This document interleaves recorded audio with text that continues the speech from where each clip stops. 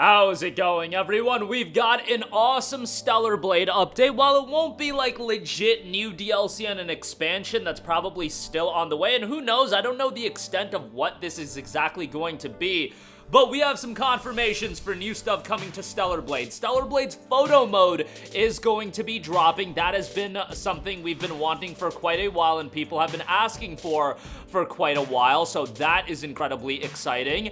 You'll be able to mess around with the typical stuff you see out of photo mode: saturation, hue, intensity, brightness, all that good stuff. You'll be able to utilize different poses and everything like that. On top of that, the original soundtrack will be hitting streaming services today, various streaming services. And the biggest announcement of them all, I mean, this is something that I think when we talked about crossovers and things Stellar Blade should look at, when we, pitched games or thought about games that crossovers made all the sense in the world, Nier Automata had to be right up there. And hearing the Nier track, and then on top of that, seeing the Nier X Stellar Blade crossover, I mean, stuff like that, I feel like is for what a lot of people's dreams are made out of. I mean, that is incredibly exciting.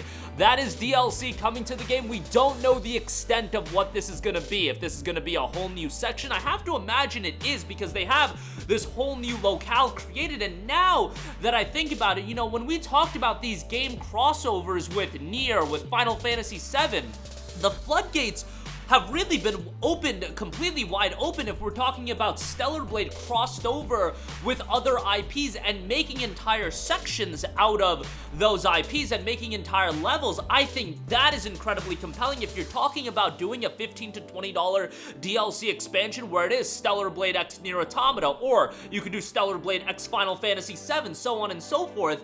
I think that offers a lot and really opens up the floodgates as far as what's possible with DLC content for Stellar Blade, because I had thought, if you drop like a costume here and there, you could charge $2.99, $3.99, $4.99, and that is kind of cool, but the idea of actually doing an expansion, then having custom outfits rolled into that expansion, having a level designed around that IP, that's way more exciting than just doing it as standard level. So Stellar Blade, they're doing a great job of keeping this game in the news cycle, and that is what I've been advocating for all year long. Do things that keep people excited for Stellar Blade, because it's a new IP, you're establishing this new IP, but do things that are going to keep people engaged to Stellar Blade all year long. Obviously, it's going to peak at whenever the game dropped back in April of this year, but you're doing little things, rolling out new updates, rolling out new content. Now, 5 months after its release, you're doing the first, what I would call, major crossover for Stellar Blade.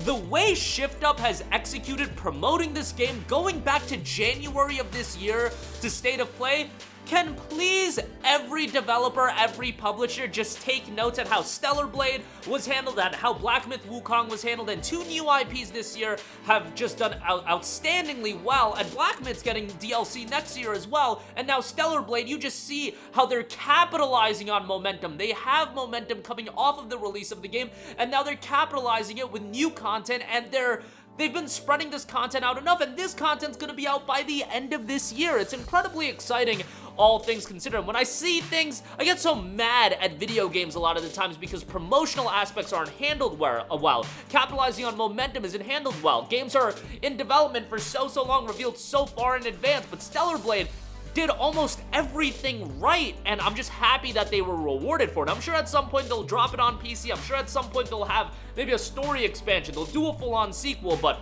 to keep the player engaged into everything going on into a single-player game. Let me reiterate that. This isn't a live service game, but they've been able to keep the word of Stellar Blade in the news cycle. That is incredibly difficult to do, especially for a new IP. And now doing a crossover right off the top, one that I think people are going to be so incredibly excited for, and just the idea of Stellar Blade X Nier Automata opening up the floodgates for everything else you could do. I mean, look at all those PlayStation IPs that you have under your umbrella. I mean, Horizon Remastered got revealed, but what about a Stellar Blade X Horizon crossover?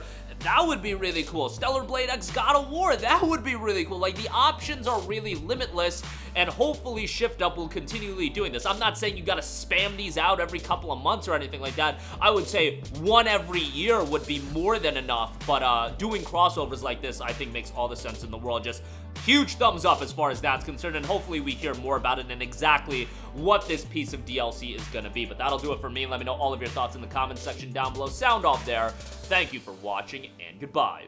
Hey guys, we hope you enjoyed the video, and if you did, make sure to hit the subscribe button, and if you're already subscribed, do us a favor and hit the bell icon. This way you'll be notified whenever we post a new video. That's the best way to keep up with all of our uploads, and we usually try to upload 2 videos a day. And with the bell icon hit, you'll be notified whenever we do upload a video. As always, thanks for watching.